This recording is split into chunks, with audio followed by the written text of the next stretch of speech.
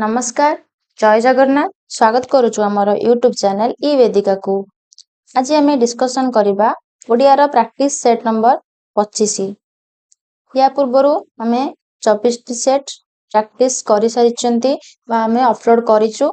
जदि से video good को देखि नाहंती ताहाले प्रथमे हमर डिस्क्रिप्शन ले लिंक अछि प्लेलिस्ट रो से प्लेलिस्ट रो सब वीडियो देखि नियंतु कारण से वीडियो रे भी बहुत सारा इन्फॉर्मेशन वाला क्वेश्चन अछि आ एग्जाम रे पढला भलिया क्वेश्चन अछि जोटा कि हमें पूरा कोन माने तार कांसेप्ट सह बुझेइछु जेमति कि पूरा रूट रो ओके तो हुए तो सेगुडा को भी इंपोर्टेंट थाई होई थाई पारे कारण हमर आगु को कोन पे ओडिया इंपोर्टेंट ना आगु को हमर कोन सब एग्जाम अछि ना हमर आरआई रो मेन एग्जाम अछि जोथरे कि हमर 20 मार्क रो ओडिया आसुची ओएसएससी सीजीएल रो मेन रो अछि प्रिलिम रे न थाई पारे बट मेन लो अछि सो भाबिबे कि हमें मेन पई कोन पई पढिबो देखंतु प्रिलिम परे मेन पई कोनोसी भी अधिक टाइम दो नाही तो जदि आपण प्रिलिम पई एका सहित ही पढंतु ठीक अछि कारण खाली सीजीएल नो आपणकर ओडिसा पुलिस रो भी वैकेंसी बाहरची सेथिरे भी ओडिया पढुची आ ओडिया होची गोटे मात्र टॉपिक जोथरे कि आपण कम टाइम देबे किंतु मार्क अधिक उठेई पारिबे ठीक अछि प्रैक्टिस बेसी करिया पड़िबोनी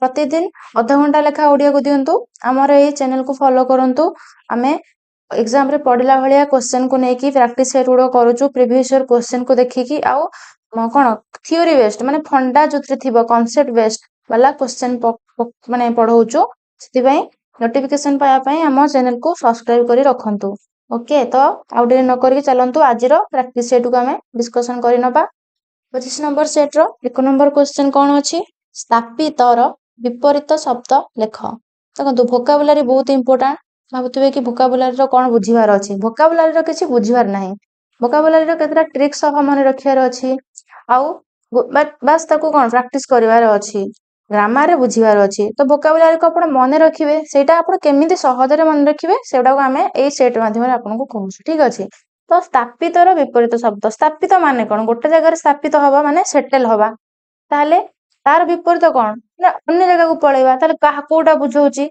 अस्थापित किछि वर्ड ही नाही उपस्थापित ये भी नाही प्रस्तावित माने कोन माने प्रस्ताव दबा गोटे प्रपोजल दबा स्थापितर तो एता विपरीत होउनी ताले विस्थापित बुझियला केमिति स्थापितर विस्थापित हैला अस्थापित हैलानी स्थापित माने गोटे जगह रे सेटल हेबा विस्थापित माने सेठू पळै जिबा बुझियला 1 नंबर सी नेक्स्ट 2 नंबर क्वेश्चन गरीब लोकटी बापा को 10 टंका मागिला वाक्य रे थिबा क्रियापदटी केउ क्रिया क्रियापदटी पचारछि केउ क्रिया ताहले वाक्यर क्रियापदटी आगे हमको माने बाछिबा को हबो क्रियापद कोन ना वाक्यर जो पदरे किसी कार्य कराथुवार जणा पड़िबो ताहा को हमें क्रियापद कहबा ताहले गरीब लोकटी बापा को 10 टंका मागिला आर क्रिया कोटा मागिला हैला क्रिया मागिबा कार्य तार हैला ताहले हमर एई वाक्यर क्रियाटी हे गला मागिला से पचारछि कि केउ क्रिया पुणी काहा पर ऑप्शन देखंतु कर्म को नेकी पचारछि ताहले हमको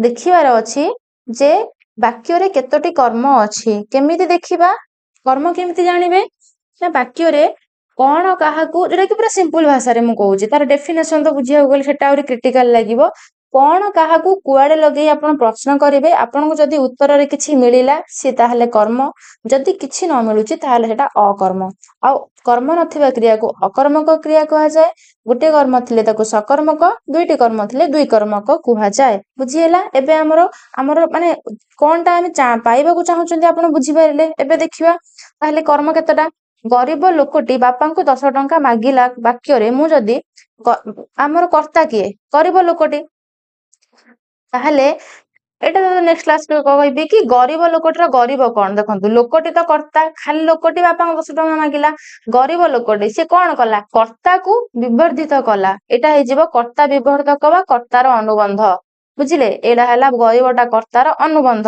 जेहेतु मु बुझौची मु आपन को गुटे क्वेश्चन ले सब बुझे दोची टोटली वाक्य को भांगे की थोई दबा हमें कोन पचारची तो ग्रामर आ कोन थाय हमें जदी वाक्यर प्रत्येक पार्ट को बुझी दबा से क्रिया हो विभक्ति हो विशेषण विशेष्य जे कोनोसी कर्ता क्रिया कर्म सबु ताहले हमको ओडिया ग्रामर आ कोन रहिला ग्रामर तो बुझीबाटा ही मेन ना थरे बुझी गला माने आपण सब क्वेश्चन करि परिबे आ बाकी रहिला वोकाबुलरी को ओनली प्रैक्टिस करिवे ओके ताले गरीब लोकटीर जदि पचारिबो कर्ता किए एई वाक्यर ताले हबो गरीब लोकटी जदि पचारिबो गरीबटा कोन ताले सेटा हे जिवो कर्तार अनुबंध बा कर्ता विवर्धक कारण कर्ता मेन कर्ता होची लोकटी को भलिया लोक ना गरीब लोक तो से कर्ता को कोन विवर्धित कला बुझिहेला ताहले गरीब लोकटी हमर टोटली कर्ता हे गला एटा हमर कर्ता आमे पचारिबा गरीब लोकटी काहाकू 10 टंका मागिला ना आंसर कौन मिलुची बापा को ताहले बापा हमर कौन रो कौन कहार काहाकुर हे गले काहाकुर आंसर हे गले बापा गरीब लोकटी बापा को कौन मागिला ताहले 10 टंका बुझी पाइले गोटे कर्म हैला बापा को आउ गोटे कर्म हैला 10 टंका ताहले हमर केतेटा कर्म हे गला एठी दुईटी कर्म हे गला ताहले कर्म तो अछि अकर्मक केमिति हबो गोटे कर्म नाही ताहले सकर्मक हबोनी दुईटी कर्म अछि बोली दुई कर्मक हैला बुझी पाइले वाक्य को भलसे कोन पई मोटा को दुई कर्मक क्रिया कहिली नेक्स्ट क्वेश्चन को जिबा 3 नंबर क्वेश्चन सुमन भल पढ़े खेले गाए नाचे एवं पहरे एहा की प्रकार वाक्य देखंतु प्रथमे देखंतु एइथिरे केतेटा वाक्य अछि बा केतेटा समापिका क्रिया अछि देखंतु एटा जदि मु भांगीबी कोन हबो सुमन भल पढ़े सुमन भल खेले सुमन भल गाए सुमन भल नाचे एवं सुमन भल पहरे वाक्यर स्मृति मधुर करिबा पई कमा एवं गोटे एवं लागि कि जोरा कमाडा को हमर कोन कहंती गोटे चिन्ह बा एवं टा होची गोटे कोन गोटे हमर संयोजक अवय याकू लगेई कि स्मृति मधुर करिया पई से वाक्यटी को संक्षिप्त रे लेखा जाय जे ठीक अछि ताहले हमर एई वाक्यटा को प्रकार वाक्य हे जिवो ए जो पढ़े खेले गाए एगुडा सब की वाक्य एगुडा सब गोटे गोटे समापिका क्रिया ताहले समापिका क्रिया अछि सब गुडा बहुत गुडा ताहले एटा सरल वाक्य हबनी कारण सरल वाक्य रे केतेटा समापिका क्रिया थाए सरल वाक्य रे गोटे समापिका क्रिया थाए तो बहुत सारा समापिका क्रिया आसी गला ताहले एटा सरल वाक्य हबनी सरल वाक्य डेफिनेशन एकमात्र समापिका क्रिया थाई होइथिबा वाक्य को आमे सरल वाक्य कहंती ठीक अछि सरल वाक्य हेलानी ताहले देखिबा एटा यौगिक की जटिल यौगिक वाक्य कोन एकाधिक सरल वाक्य रो समाहार रे जो वाक्य होइथा ताको आमे यौगिक वाक्य कहंती जोटा आमे की प्रश्न रे पचारिछि ओके ताहले हमर एटा हेगला यौगिक जटिल कोन पानी ना जटिल वाक्य होबा को आले तार भी क्राइटेरिया अछि जे सेठी गोटे प्रधान वाक्य रहितिबो एवं सेही वाक्यर अप्रधान वाक्य गुड़िक ता उपरे डिपेंड करूथो जो भलिया एग्जांपल देबी जत्ते बेले मु जाउथिली सेत्ते बेले तमे सोइथिलो तो तमे सोइथिलोटा हैला प्रधान वाक्य सेटा जदि मु तमे सोइथिलो गोटे वाक्य बुझौची किंतु जत्ते बेले मु जाउथिली काहा गोटे डिपेंड कर माने दरकार पडुची कि सी हे गला अप्रधान वाक्य सेही भलिया माने वाक्य को आमे जटिल वाक्य कहबा किंतु एठी त हमर प्रधान अप्रधान वाक्य नाही तो जटिल हबनी आ जटिल वाक्य नाही माने मिश्र वाक्य हबनी कारण मिश्र वाक्य केमिति हुए पूर्व क्लास रे कहिथिली जटिल वाक्य सहित सरल हो यौगिक हो जटिल हो ए तीनोटी वाक्य मिसिले मिश्र वाक्य होंती जटिल तो नाही तो मिश्र केमिति हबो ताहले हमर 3 नंबर टा हे गला यौगिक वाक्य अब नेक्स्ट क्वेश्चन को जिबा 4 नंबर क्वेश्चन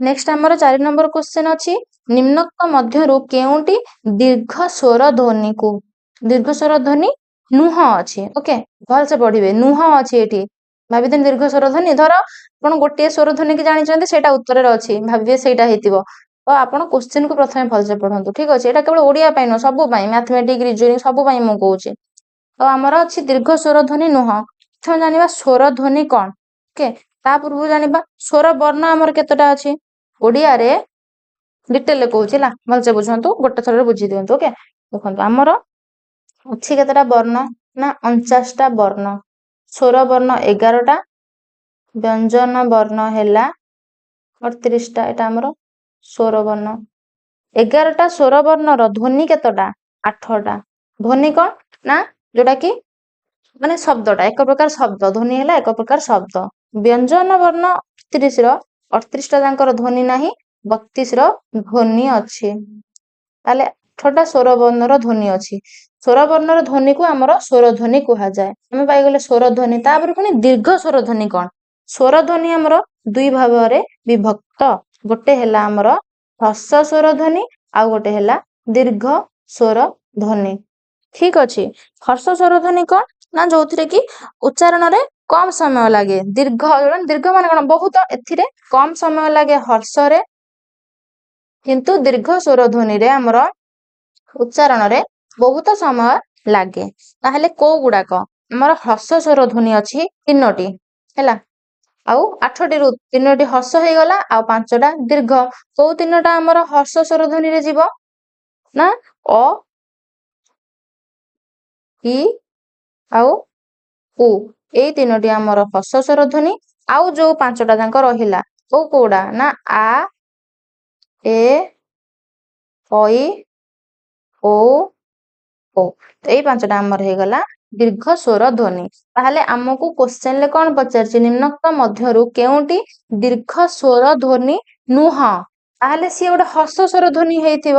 ତାହେଲେ ଆମର ଦେଖନ୍ତୁ, ଟିକେ ରୁହନ୍ତୁ, ଆମର ପଚାରିଛି କୋଉଟା ଦୀର୍ଘ ସ୍ୱର ଧ୍ୱନି ନୁହଁ। ତାହେଲେ ଆଟା କଣ? ଆଟା ହେଇଗଲା ଗୋଟେ ହ୍ରସ୍ୱ ସ୍ୱର ଧ୍ୱନି।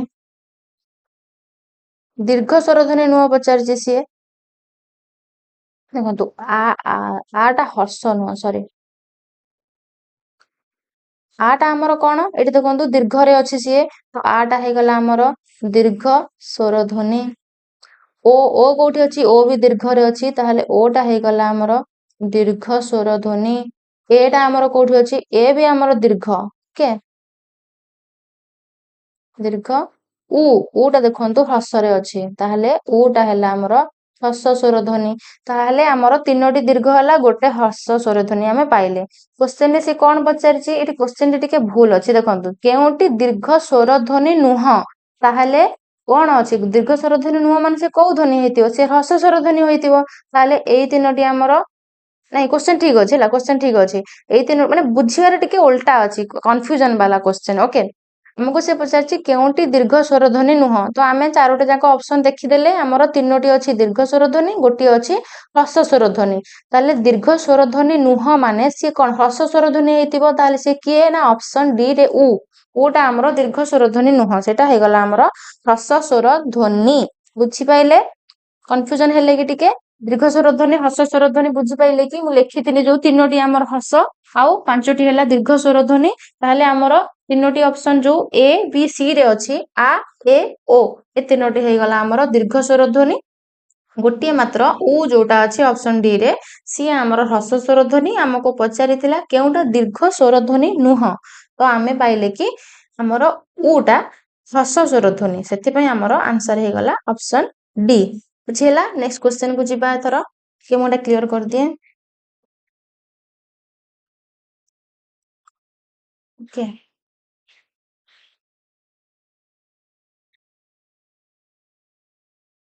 ନେକ୍ସଟ ଆମର 5 ନମ୍ବର କ୍ୱେଶ୍ଚନ, ମାର୍ଜିତ ଶବ୍ଦଟିକୁ ଚିହ୍ନଟ କର।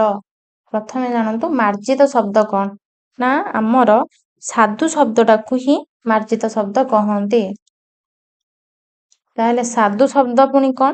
ନା ଆମର ତତ୍ସମ ଶବ୍ଦକୁ, ଯୋଉ ତତ୍ସମ ଶବ୍ଦ ଆମର 4 ପ୍ରକାର, ତତ୍ସମ, ତଦ୍ଭବ, ଭେଷଜ, ବୈଦେଶିକ। ତତ୍ସମ ଶବ୍ଦଟାର ଡେଫିନେସନ ହେଲା ଅବିକଳ ସଂସ୍କୃତ ଶବ୍ଦ ଭଳି। ତାହାର ଅନ୍ୟ ନାମ ହେଲା ସାଧୁ ଶବ୍ଦ ବା ମାର୍ଜିତ ଶବ୍ଦ। ତାହେଲେ ଆମକୁ କ୍ୱେଶ୍ଚେନରେ ସେ ତତ୍ସମ ଶବ୍ଦକୁ ହିଁ ପଚାରିଛି। ତାହେଲେ ଆମେ ଦେଖିବା କୋଉଟା କୋଉ ଶବ୍ଦ। ଦେଖ, କଇଁଚଟା ଆମର, ଆଗ ଫାଷ୍ଟ କ୍ଲିୟର ମୁଁ କରିଦଉଛି, ଓକେ, ସରି, ଓକେ। କଇଁଚଟା ଆମର କୋଉ ଶବ୍ଦ ହେଇଗଲା? ଦେଖନ୍ତୁ ଆମେ ଏବେ ୟୁଜ କରୁଛନ୍ତି କଇଁଚ, ତାହେଲେ କଇଁଚ ହେଇଗଲା ଆମର,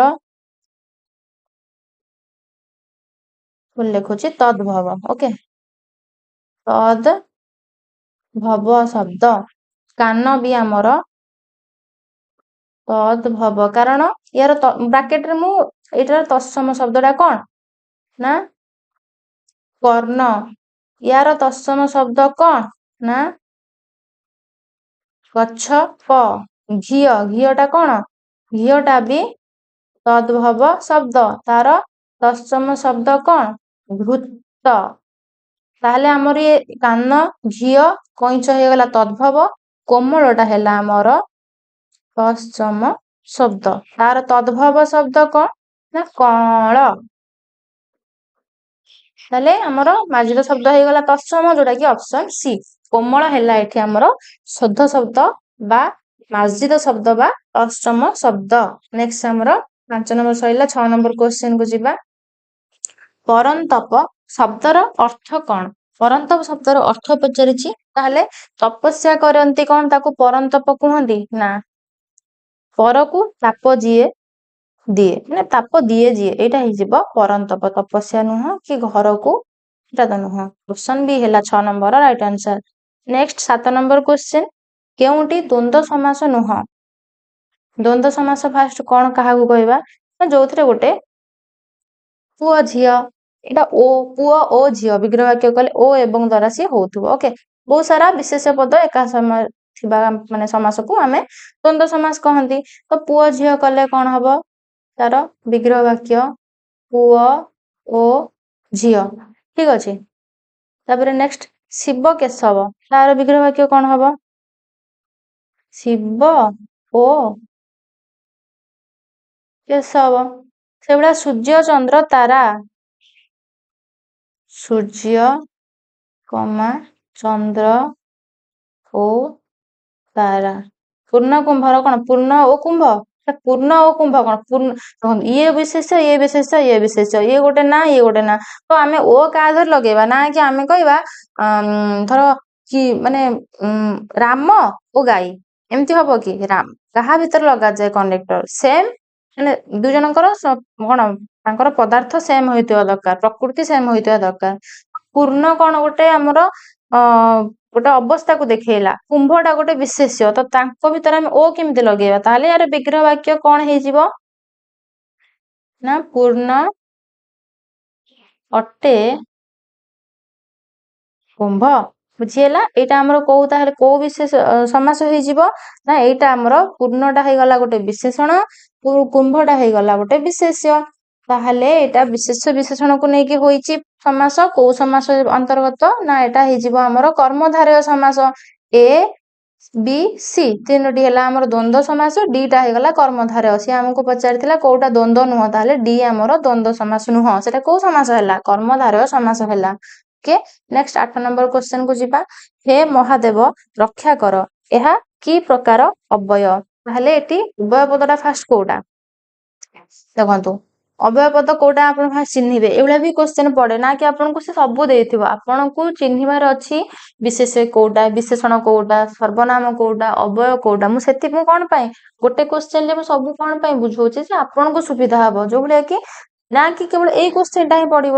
ଠିକ ଅଛି, ତ ଆପଣଙ୍କର ଅନ୍ୟ ବୁଲେଇକି କ୍ୱେଶ୍ଚନ ପଚାରି ଦେଇପାରେ, ଆପଣଙ୍କୁ ବୁଝିବାକୁ ହବ କ୍ରିୟା କଣ, କୋଉ ଦୃଷ୍ଟିରୁ କୋଉ କ୍ରିୟା ହଉଛି, ବିଶେଷ୍ୟ କଣ, ବିଶେଷଣ କଣ, ଅବୟ କଣ।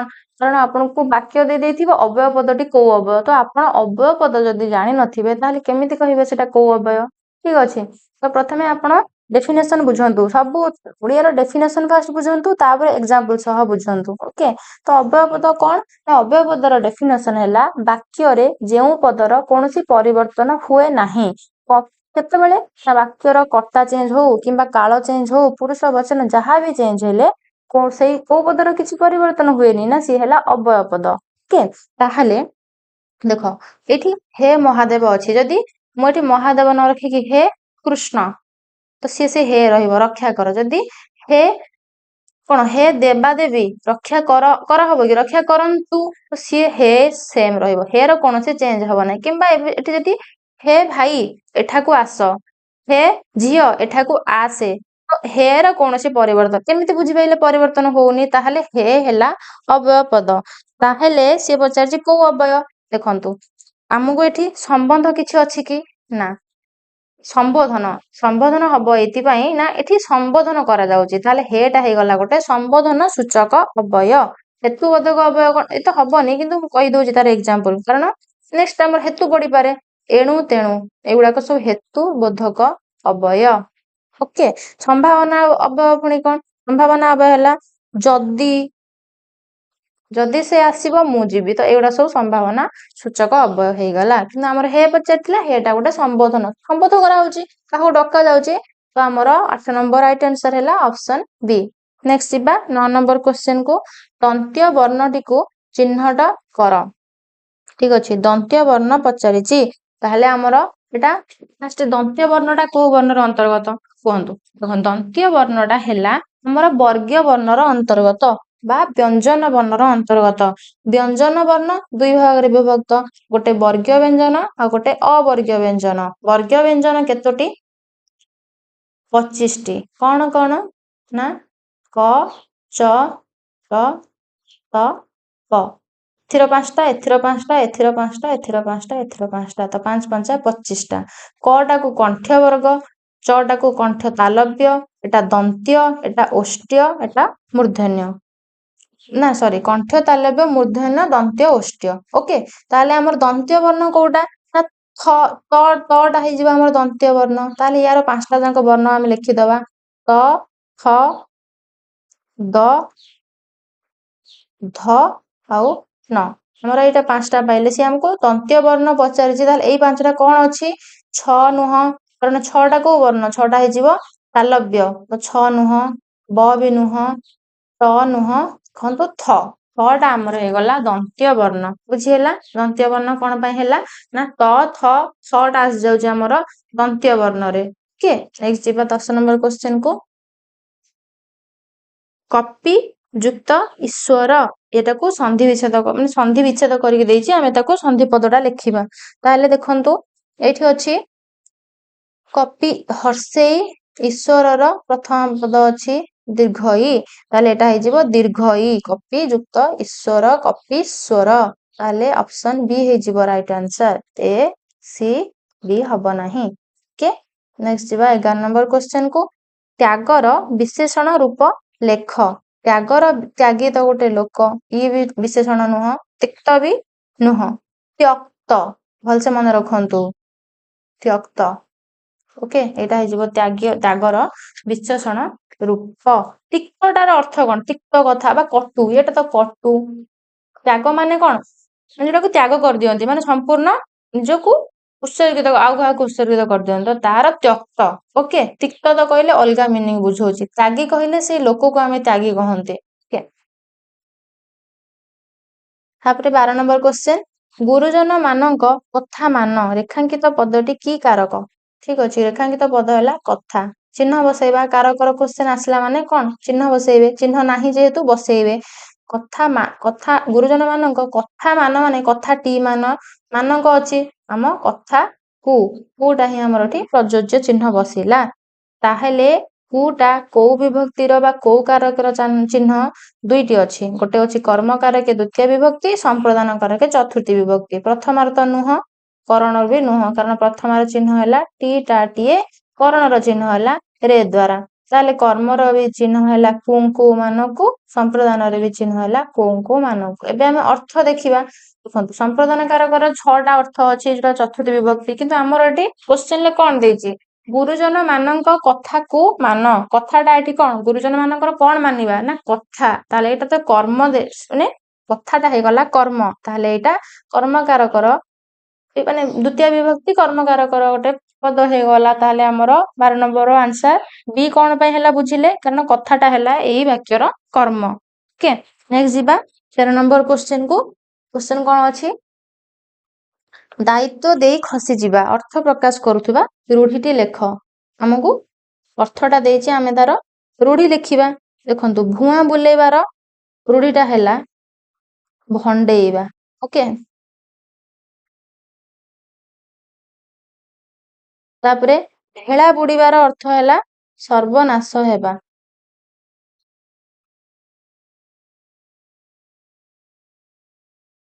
ଓକେ, ଭାଲୁ ଧରାଇବାର ଅର୍ଥ ହେଲା ଏଇଟା ଦାୟିତ୍ୱ ଦେଇ ଖସିଯିବା। ଆଉ ଭୂତ ଖାଇବାର ଅର୍ଥ ହେଲା ଧନ ପର ଦ୍ୱାରା ଉପଭୋଗ ହବା। ହେଲା, ପର ଦ୍ୱାରା ଧନ ଉପଭୋଗ ହେବା। ତାହେଲେ ଆମର ଭାଲୁ ଧରାଇବାର ଅର୍ଥ ହେଇଗଲା କଣ? ନା ଦାୟିତ୍ୱ ଦେଇ ଖସିଯିବା। Okay, next 14 number question. ଅସନର ଅର୍ଥ ଲେଖ। ବହୁତ ବଢିଆ କ୍ୱେଶ୍ଚନ ଅଛି। ଅସନର ବନାନ ଏଠି ଅଛି ଅସନ। ତା ପୂର୍ବରୁ କହି ରଖୁଛି, ଯଦି ଆମକୁ ତାଲବେଶ ବାଲା ଅସନ ଦେଇଥାନ୍ତା, ତାହାର ଅର୍ଥ ହେଇଥାନ୍ତା ଭୋଜନ। ଓକେ, ଅପସନ ଏ ହେଇଥାନ୍ତା। ଏଠି ଦେଖନ୍ତୁ, ତାଲବେଶ ନାହିଁ ତ ଭୋଜନ ହବନି, ଆସନ ନୁହଁ, ଅସନର ଭାଷଣ ନୁହଁ, ଅସନ ହେଲା କ୍ଷପଣ। ଓକେ, କ୍ଷପଣ। ଅସନ ଯଦି ଦନ୍ତେଶ ଥିବ ତାହାର ଅର୍ଥ ହୋଇଯିବ କ୍ଷପଣ। ନେକ୍ସଟ 15 ନମ୍ବର କ୍ୱେଶ୍ଚେନ୍, ଶୁଦ୍ଧ ଶବ୍ଦ ଚିହ୍ନଟ କର। ଅନ୍ନପୂର୍ଣ୍ଣା, ଏଇଟା ଗୋଟେ ବହୁତ ହିଁ ଇମ୍ପୋର୍ଟାଣ୍ଟ କ୍ୱେଶ୍ଚେନ୍। ବିପରୀତ ଶବ୍ଦ, ଶୁଦ୍ଧ ଶବ୍ଦ, ପ୍ରତିଶବ୍ଦ, very very important. Only practice ଦରକାର। ଓକେ, ଦେଖନ୍ତୁ ପ୍ରଥମେ ଆପଣ ସେଟାକୁ କଣ କହୁଛନ୍ତି, ଅନ୍ନପୂର୍ଣ୍ଣା ନା ଅନ୍ନପୂର୍ଣ୍ଣା? ସେଟା ପ୍ରାୟ ମାନେ କଥା କହିଦିଅନ୍ତି ଅନ୍ନପୂର୍ଣ୍ଣା, କିନ୍ତୁ ଅନ୍ନପୂର୍ଣ୍ଣା ବୋଲି କିଛି ନଥାଏ। ଓକେ, ସେଟା ଆମର ଶୁଦ୍ଧଟା ହେଲା ଅନ୍ନପୂର୍ଣ୍ଣା। ତାହେଲେ ଅନ୍ନପୂର୍ଣ୍ଣାରେ ଆମର କନଫ୍ୟୁଜନ କୋଉଠି ରହିଲା? ଏଇ ପ ପାଖରେ ହର୍ଷଉକାର ନା ଦୀର୍ଘଉକାର? ଦେଖନ୍ତୁ ପ ପାଖରେ ହର୍ଷଉକାର ହବ ନାହିଁ, ପ ପାଖରେ ଦୀର୍ଘଉକାର ହବ। ଅନ୍ନପୂର୍ଣ୍ଣା, ଭଲସେ ମନେ ରଖନ୍ତୁ। ଏଇ କ୍ୱେଶ୍ଚନ ଟା ଯେମିତି କେହି ବି ଏକ୍ସାମ ରେ ଭୁଲ କରିବେନି। ଠିକ ଅଛି, ଏ କ୍ୱେଶ୍ଚନ ରେ ପଡିଲା ଭଳିଆ କ୍ୱେଶ୍ଚନ, ଆଉ ପଡିଛି ବହୁତ ଏକ୍ସାମ ରେ ପଡିଛି ହେଲା, ଡବ୍ଲ୍ୟୁ ରେ ପଡିଛି, ଆପଣଙ୍କର ବହୁତ ଏକ୍ସାମ ରେ ପଡିଛି। ଠିକ ଅଛି, ତ ଅନ୍ନପୂର୍ଣ୍ଣା ଟାକୁ ମନେ ରଖନ୍ତୁ। ନେକ୍ସଟ କ୍ୱେଶ୍ଚନ କୁ ଯିବା ଏବେ। 16 ନମ୍ବର କ୍ୱେଶ୍ଚନ, ହରି କହିଲା ମୁଁ ଅସୁସ୍ଥ ଅଟେ। ପରୋକ୍ଷ ଉକ୍ତିରେ ପ୍ରକାଶ କର। ଦେଖନ୍ତୁ ପରୋକ୍ଷ ଉକ୍ତିରେ ପ୍ରକାଶ କଲେ ଏଇଟା କଣ ହବ? ହରି କହିଲା ଯେ ସେ ଅସୁସ୍ଥ ଅଟେ। ନା, ହରି ତାର କହିଦେଲା, ଆମେ ତାକୁ କହିବା ଯେ ହରି କଣ କହିଥିଲା। କାରଣ ହରି କେତେବେଳେ କହୁଥିଲା? ହରିଟାକୁ ପ୍ରେଜେଣ୍ଟ ଟେନ୍ସ ରେ କହୁଥିଲା ବା ବର୍ତ୍ତମାନ କାଳରେ। ସିଏ ଯେତେବେଳେ ଥିଲା, ଆମେ ତାକୁ ପରେ କଥା ହଉଛନ୍ତି, ତ ଆମ ପାଇଁ ସେ କାଳଟା କଣ ହେଇଯିବ? ଅତୀତ ହେଇଯିବ। ବୁଝି ହେଲା କି? ଦେଖନ୍ତୁ ହରି ସକାଳେ ତାଙ୍କ ଘରକୁ ଯାଇଥିଲେ, ଯେ ସକାଳେ ସେ କହିଥିଲା କାହାକୁ? ଧର ରାମ, ଶ୍ୟାମ, ହରି, ତିନି ସାଙ୍ଗ। ଶ୍ୟାମ ଯାଇଛି ହରି ଘରକୁ ସକାଳ କେତେଟାରେ? ନା 7ଟାରେ। ହରି ଶ୍ୟାମ ଯାଇଥିଲା, ହରି କହିଲା ଶ୍ୟାମକୁ ଯେ ମୁଁ ଅସୁସ୍ଥ ଅଟେ, 7ଟାରେ କହିଲା। ଶ୍ୟାମ ତାପରେ ଫେରିକି ଆସିଲା, 4ଟା ବେଳକୁ ସେ ଖେଳିବାକୁ ଗଲା ରାମ ସହିତ। ସେ 4ଟା ବେଳେ ରାମକୁ କହିଲା ଯେ ହରି କହୁଥିଲା କଣ? 4ଟା ବେଳଟା କଣ? 7ଟା ବେଳଟା ୟା ପାଇଁ ଅତୀତ କାଳ ହେଇଯାଇଛି, କାରଣ 4ଟା ବେଳ କ୍ରସ କରିସାରିଲାଣି, ଦିନ 4ଟା କଥା ମୁଁ କହୁଛି। ଓକେ, ତ ଶ୍ୟାମ ସେତେବେଳେ ରାମକୁ କଣ କହିବ? ହରି କହିଲା ଯେ ସେ ଅସୁସ୍ଥ ଅଟେ। ନା, ତା ପାଇଁ ସେଟା ଅତୀତ କାଳ ହେଇଯାଇଛି। ତାହେଲେ ହରି କହିଲା ଯେ ସେ ଅସୁସ୍ଥ ଥିଲା। ଓକେ, କଣ ପାଇଁ କାଳ ଚେଞ୍ଜ ହେଲା? ବୁଝି ହେଲା, କାରଣ ସେ ସମୟ ପଳେଇଲାଣି, ସେଟା ଅତୀତ ହେଇଯାଇଛି। 4ଟା ପାଇଁ, ଦିନ 4ଟା ପାଇଁ ସକାଳ 4ଟା ଗୋଟେ ଅତୀତ ସମୟ, ସେଥିପାଇଁ ଅସୁସ୍ଥ ଥିଲା। ଓକେ, ସି ହବନି କି ଡି ହବନି, ଏଠି ଟେନ୍ସ ଚେଞ୍ଜ ହୋଇଯାଏ। ଓକେ, ବୁଝି ହେଲା। ନେକ୍ସଟ ଯିବା 17 ନମ୍ବର କ୍ୱେଶ୍ଚନ କୁ। ଭକ୍ତ ନିକଟରେ ଭଗବାନ ଥାଆନ୍ତି। ରେଖାଙ୍କିତ ପଦର ବିଭକ୍ତି ନିରୂପଣ କର। ରେଖାଙ୍କିତ ପଦ କୋଉଟା? ନା ଭକ୍ତ। ହେଲା, ତାହେଲେ ଆମକୁ ଆଉ ଚିହ୍ନ ଦେଖିବାର ଅଛି। ଭକ୍ତ ଟି ନିକଟରେ ନା ଭକ୍ତ କୁ, ଭକ୍ତ ରେ କିଛି ଆସୁନି, କଣ ଆସିପାରିବ? ନା ଏଠି ଦେଖନ୍ତୁ ଭକ୍ତଙ୍କର ନିକଟରେ। କର, ର ଟା କୋଉ ବିଭକ୍ତିର ଚିହ୍ନ? ନା ସମ୍ବନ୍ଧେ ଷଷ୍ଠୀ ବିଭକ୍ତିର ଚିହ୍ନ। ଏଟା ତ କୁ, ଇଏ ହବନି, ये पंचमी रू, ये तृतीया टा। बहुत पिला भाबुथिबे कि बारंबार मु कोन पे चिन्ह लिखुची। ठीक अछि, आपण मानकर जदि आपनको हेई जाईची तो आपण प्रैक्टिस करंतु। आउरी जो माने बुझी ना से मान तो बुझीबे ना, से मान जदि न बुझेबे तो से मान कोन मूल रू बुझी परिबे कि? से माने तो किछि बुझी परिबेनी। सेति पई कोन एसेंस रखंतु, बुझंतु। कारण बहुत को एग्जाम रे कोन होय कि ना हां बुझी देछु, आ बुझिया दरकार नै भाबी कि भूल कर देन। तो देखंतु, बुझंतु कोन अछि। जदि बुझी जंदी तो रिवीजन हेई जिवो, किछि असुविधा नै। ओके, तो षष्ठी विभक्तिर चिन्ह हे गला हमर कोन? र, कर, मानकर। हमर कर थिला, हेतबे एटा षष्ठी विभक्ति होई गला। संबंध षष्ठी, आ एटा कोन? निकट शब्द जोगे षष्ठी विभक्ति होईची। ओके, नेक्स्ट 8 नंबर क्वेश्चन, सूर्यर स्त्रीलिंग वाचक शब्द लेख। सूर्यर स्त्रीलिंग कोन हबो? सूर्याई हबो, सूर्याणी, सूर्यासी ना सूर्या? ये हबनी, सूर्यर सूर्या। ओके, स्त्रीलिंगटा सूर्या, एटा भी पढ़िची क्वेश्चन टा एग्जाम रे। ओके, नेक्स्ट जीवा 19 नंबर क्वेश्चन, केउटी वर्गीय वर्ण नुहे? ओके, ए पुणी टिके पूर्व कहूली व्यंजन वर्ण दुई प्रकार। कौन कौन? ना गोटे है वर्गीय व्यंजन, आ गोटे है अवर्गीय व्यंजन। प्रचट तप आमर 25टा अच्छी, ये आमर 13टा अच्छी। ओके, आमर टोटाली केतेटा है? 38टा व्यंजन वर्ण, 11टा स्वर वर्ण, मिसिकी आमर 49टा हुए वर्ण। ताले 38टा व्यंजन वर्णर 25टा वर्गीय आउ 13टा अवर्गीय। 25टा वर्गीय कौन?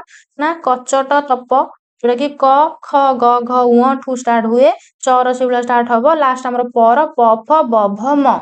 ତ ଆମର ବ୍ୟଞ୍ଜନ ବର୍ଣ୍ଣଟା କ ରୁ ଷ୍ଟାର୍ଟ ହେଇକି ମ ରେ ଆମର 25ଟା ବର୍ଗୀୟ ବ୍ୟଞ୍ଜନ ବର୍ଣ୍ଣ ସରିଯାଉଛି।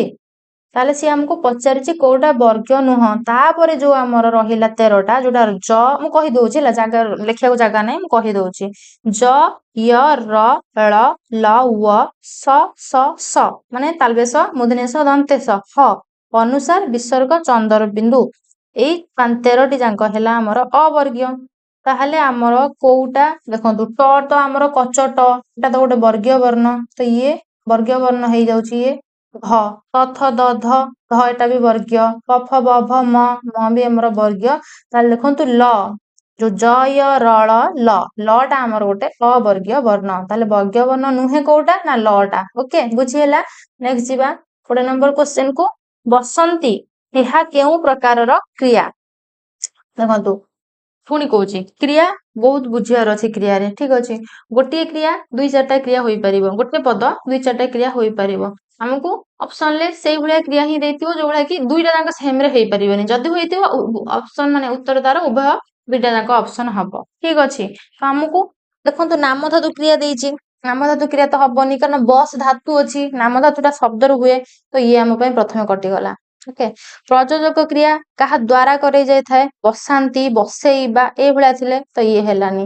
ଆଉ ଆମର ରହିଲା ଏକକ ଯୌଗିକ। ବୁଝିପାରିଲେ କଣ ପାଇଁ ମୁଁ ସେଦିନ କାଟିଦେଲି? ଏଠି ଯଦି ଥାନ୍ତା ସମାପିକା କ୍ରିୟା କିମ୍ବା ଅସମାପିକା କ୍ରିୟା ଆମକୁ ଭାବିବାକୁ ପଡିଥାନ୍ତା, କିନ୍ତୁ ସେଇଥିପାଇଁ ତ ମୁଁ ଅପସନରେ ଏଟା ନାହିଁ କି ଏକ୍ସାମରେ ବି ଏଇଭଳିଆ ଅପସନ ଆସିବନି ଯେ ଗୋଟିଏ କ୍ରିୟା 3-4ଟା କ୍ରିୟା ହଉଥିବ ସେ ଅପସନ ରେ ଥିବ। ଓକେ, ତାହେଲେ ଏକକ ଯୌଗିକ କ୍ରିୟା କଣ ନା ଏକକ କ୍ରିୟାରେ ଗୋଟିଏ ଥିବ ଧାତୁ ଆଉ ଗୋଟେ ଧାତୁ ବିଭକ୍ତି ବା ପ୍ରତ୍ୟୟ ବା କ୍ରିୟା ବିଭକ୍ତି। ପ୍ରତ୍ୟୟ ଯାହା, ଧାତୁ ବିଭକ୍ତି ଯାହା, କ୍ରିୟା ବିଭକ୍ତି ସେଇଆ। ଭଲସେ ବୁଝନ୍ତୁ। ତାହେଲେ ଆମର ଏକକ କ୍ରିୟାରେ କଣ ଥାଏ, ଗୋଟେ ଥିବ ଧାତୁ ଆଉ ଗୋଟେ ଥିବ ଧାତୁ ବିଭକ୍ତି। ଯୌଗିକ କ୍ରିୟାରେ ଆମର 2ଟି ଧାତୁ ଥାଏ, 2ଟି ବିଭକ୍ତି ରହିବ ଧାତୁ ପାଇଁ। ତାହେଲେ ବସନ୍ତୀରେ କେତେଟା ଧାତୁ ଅଛି ଆମେ ଦେଖିବା। ଓକେ, ଏ ସାଇଡରେ ଲେଖିଦଉଛି। ବସନ୍ତି କ୍ରିୟାରେ ଧାତୁ କଣ? ବସ ଧାତୁ ଯୁକ୍ତ ଅନ୍ତି ପ୍ରତ୍ୟୟ।